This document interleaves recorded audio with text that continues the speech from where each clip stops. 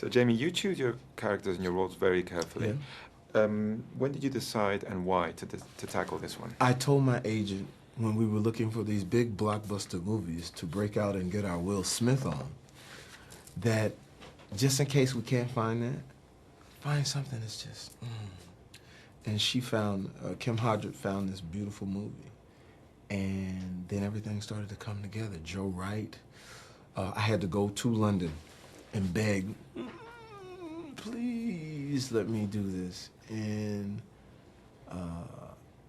he said yes. Then Robert Downey Jr. came on, and it was interesting because he was just about to explode with Iron Man. And it's just the greatest actor, greatest director. And now we have this beautiful story with Nathaniel Anthony Ayers Jr. and Steve Lopez. And we just dove into it, and that's what makes it all worth doing, to be able to do great things with great people and inspire. I remember being on the set of the film, and Nathaniel was actually there. Yeah. What can you tell us of the experience of meeting him? Yeah, Jamie Foxx, I kind of know who he is, but John F. Kennedy is much more famous than any of us. I mean, because when you think about it, Herbert Hoover and all the things that he did, it's just amazing that we were even be here, playing music. Did you move that curtain? Did you move that? Oh, yeah. And so we just sat, talked. He watched me look at him. It was like, looking at a mirror, but it was from a distance, remembering that day. And I didn't want to, spook him, And at the same time, I wanted to make sure that I did right by him as a character. What can you tell us of the training you went through to play so convincingly the violin and the cello as you did? Oh, it was a lot of hours. I had to move to an apartment, get away from my house, and just spend hours with Ben Hung. And it was tough, and he was on me, and I would play the piano sometimes. He said, listen, you already know how to play the piano. Let's learn how to play this. And so we wanted to do that so that when people from the symphony saw it, they said, okay, it's authentic. He's in the right place at the right time, As a musician that you are yourself, and a composer and a performer, and knowing Nathaniel, you're probably the best person to answer this question. What do you think, in your opinion, that music represents for him? I think it represents serenity. I think it clears him. All these crazy things going on in his mind, and then when he pulls that bow over those strings, the way I explain it is this.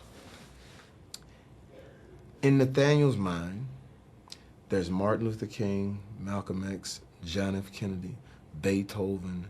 There's all these different people in his mind, and there's chairs, but all of them are standing.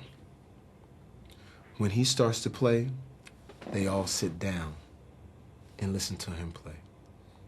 So that's the way I think it is in his mind. Great, thank you. Your chemistry with Robert is extraordinary. Yeah. What can you tell us about him as an actor? Not a false moment. Just so much better than I am. And I mean that. So much better than... probably so much better in different ways than a lot of people I've worked with. Because it's not false. And you know that you're going to learn something from him. I've been up with him, I've been down with him, I've rooted for him in just his personal life, and to actually see him and meet him. And sort of, I was a little, how would you say, what's the word, intimidated. A little intimidated by him because he's a force, And so, but I think the intimidation worked. And he was very open. When the scene where I had to really, I had to put hands on him, he's the one that came up with, do this, do that, touch me, do this.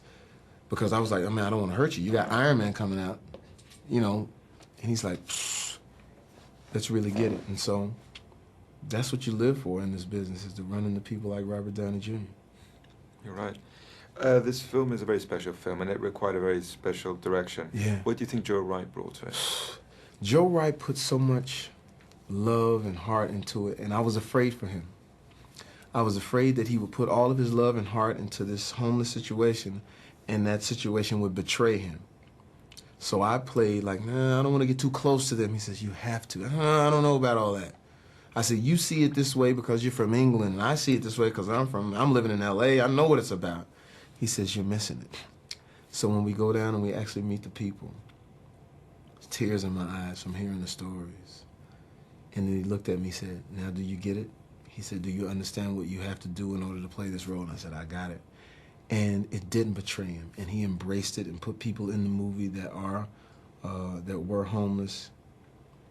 And people just don't think like that, not as directors. Sometimes the directors can say, this is my project and I have to be on the outside of it in order to manipulate it and make it what I want it. He went the other direction. He said, I have to be on the inside of it in order to show the heart of it. And so I just think he did a fabulous job. And he really helped me in some of those dark moments when I felt like my mind was really slipping. He's like, listen, I'm here for you. Even if you don't want to do the movie, I'm still here for you. So you don't see that a lot. And what is very rare is to see that intensity, and at the same time those moments of humor. Yeah. Also with your wardrobe. What can you tell us about that? Well, you know, I mean, Nathaniel is he's very interesting in that way. Certain things, you know, that he represents in his clothing, I begin to understand. Like the bra on the cello was his music, was his love, you know. And then just this whole writing different things down, you know, just to sort of, you know, keep his mind together, you know. So it was very interesting in the clothes that he wore, you know. Jamie, you won an Oscar playing a real person, and now you're playing a real person again, and you've also played fictional characters. What's the different challenge you find in those? Well, the challenge of playing someone who's actually alive is that you have to really be true to it, because people that know him are gonna, you know, call you on it.